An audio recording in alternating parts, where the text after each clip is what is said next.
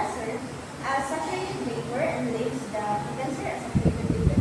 Now determine the refrigerating effect, the compressor work, and the COP. Now these are the diagram for this diagram and the diagram. Now first, in this pressure of 200 kPa and 300 kPa, the enthalpy will vary depending on the table that we will use. For this, we have a given of at 200 kPa, we have enthalpy 1 is equal to 398 kilojoules per kilogram, and enthalpy 1 is equal to 1.74 kilojoules per kilogram times Kelvin. For the 800 kPa pressure, we have H3 is equal to 250 kilojoules per kilogram, and H2 is equal to 430 kilojoules per kilogram. Now, for the refrigerating effect, we have a formula H1 minus H4. H4 is equal to H3, which would be equal to 250 kilojoules per kilogram. Now, for refrigerating effect, we have 398 kilojoules per kilogram minus 250 kilojoules per kilogram, equating to 148 kilojoules per kilogram. Now, next we need to find the compressor work. The compressor work has a formula of H2 minus H1.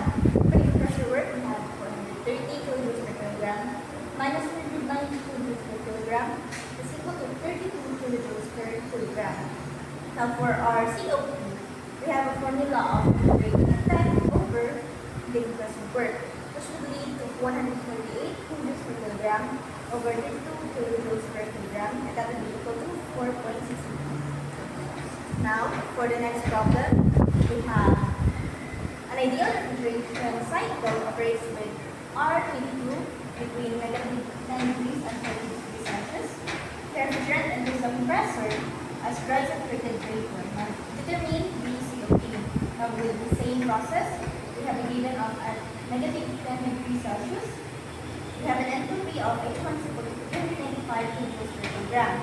Now, for the 40 degrees Celsius, we have H3 is equal to 250 kilojoules per kilogram, and H2 is equal to 430 kilojoules per kilogram.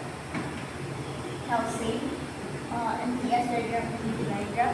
Now, for the solution, we need to find first the refrigerating effect, which we have the formula is 1 plus H4.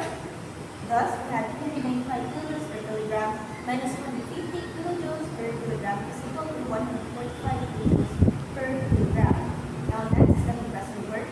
We have H2 minus H1. Thus, we have 430 kilojoules per kilogram minus 395 kilojoules per kilogram, and that will be equal to 35 kilojoules per kilogram. And lastly, the COP, which would be refrigerating effect minus the compressor work. Thus, we have 145 kilojoules per kilogram over 35 kilojoules per kilogram, equating to 4.48. Now, for the next problem, we have a refrigeration system which uses 10 PR using R148. The refrigeration effect is 140 kilojoules per kilogram. Determine the mass flow rate and the compressor power. Now, these have different formulas compared to the previous problems. Now, our mass flow rate is a formula of the system produced over the refrigerating effect.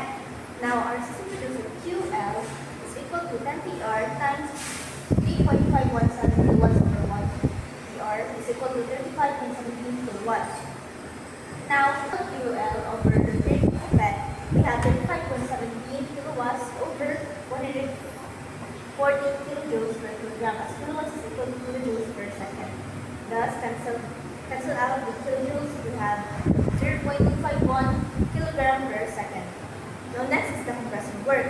We have 30 kilojoules per kilogram, as power is equal to mass flow rate times compressor work. Thus, we have 0.251 times 30 kilojoules per kilogram, thus equating to 7.53 kilojoules per kilogram, as kilojoules is cancelled out and the remaining unit is kilojoules per kilogram, and kilojoules per kilogram is equal to 10 watts. Now, for our next problem, we have in an ideal vapor compression cycle using ammonia or NH3, the enthalpies are H1 is equal to 1,400 kilojoules per kilogram, H2 is 1,600 kilojoules per kilogram, and H3 is equal to 500 kilojoules per kilogram. Determine the COP. Again, we're going to find the COP. For the formula, we have again H4 is equal to H3, which will be equal to 500 kilojoules per kilogram. As Q is equal to H1 minus H4, we have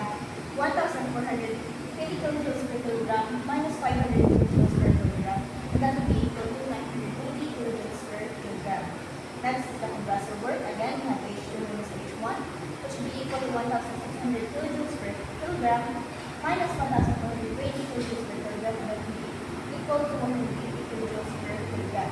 And lastly, the COP, we have 920 kilojoules per kilogram over 180 kilojoules per kilogram, that will be equal to 5.11.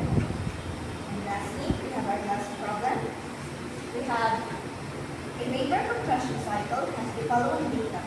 H1 is equal to 210 kilojoules per kilogram, H2 is equal to 250 kilojoules per kilogram, and H3 is equal to 260 kilojoules per kilogram. Now we're going to find again the refrigerating effect, the heat reject, and COP. Now for the refrigerating effect, we have H4 is equal to H3, and that will be 260 kilojoules per kilogram. Thus, refrigerating effect is equal to H1 is equal to 4.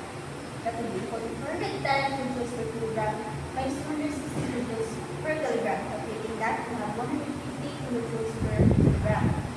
Now for heat reject, we have H2 minus H3, which will be equal to 450 kilojoules per kilogram minus 260 kilojoules per kilogram. That will be equal to 190 kilojoules per kilogram.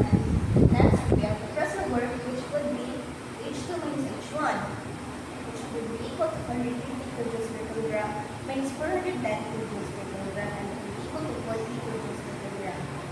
And lastly, our COP, which has the formula of refrigerating effect of the compressor work, which will be equal to 150 kilojoules per kilogram over 40 kilojoules per kilogram, and that will be equal to